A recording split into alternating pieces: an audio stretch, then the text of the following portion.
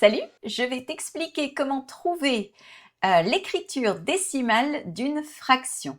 Alors déjà, il faut bien que tu comprennes que une fraction, c'est un quotient, quotient de deux nombres entiers, et ce quotient, c'est exactement comme une division. A sur B, ça veut dire A divisé par B. Alors évidemment, tu ne peux pas diviser par B, par 0, donc B ne peut pas être nul. B est différent de 0.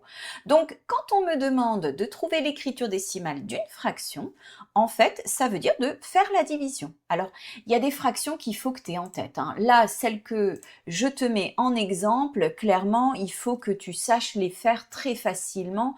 Entraîne-toi pour ça. Bon, un demi, tu le sais, c'est la moitié. La moitié en nombre décimal, ça s'écrit 0,5.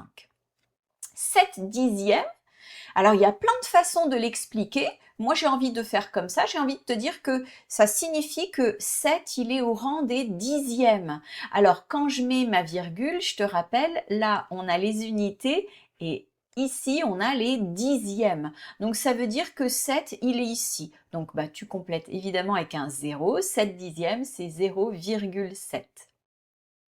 Pour un quart, c'est pareil, hein, c'est une valeur que tu dois connaître, c'est 0,25. Alors si pour toi c'est un truc qui est super dur, je ne sais pas si ça peut t'aider, mais tu peux te dire, tiens, 100 divisé par 4, qu'est-ce que ça ferait?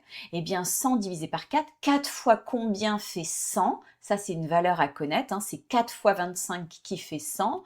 Donc ici, hein, on a multiplié par 100, donc évidemment, il va falloir ici rediviser par 100, donc décaler la virgule de 2 rangs.